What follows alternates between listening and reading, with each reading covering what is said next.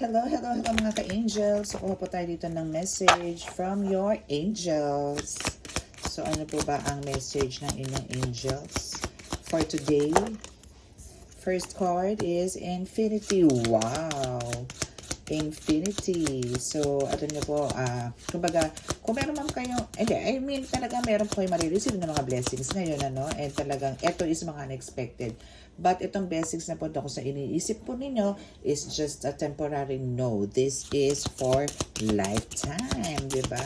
So, last card, please. And abuse of power. We have the abuse of power and go get some fresh air. Okay, so, for some of you na is merong mga talagang tao na parang ano ba yung parang inaabuso, no, yung powers na meron sila.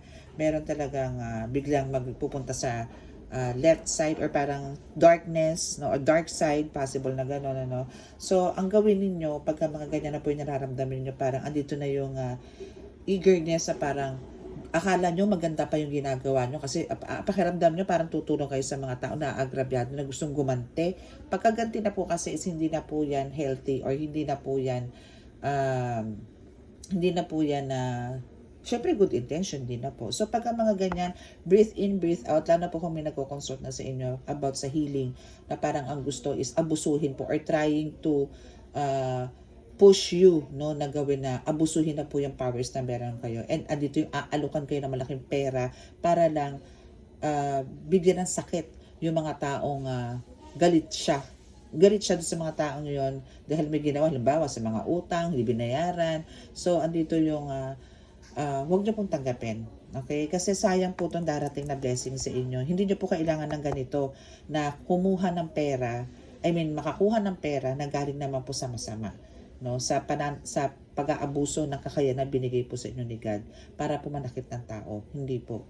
It's not you. Okay? So, ang gawin niyo na lang po is lumabas, breathe in, breathe out, mag-unwind, pumunta sa mga places na alam niyo po relax po kayo. Yung tipong makakahinga po kayo talaga na makalimutan yung mga ganyang offers, no? So, yung mga ganyang offers po, please, huwag niyo pong tanggapin. Okay? God bless and bye!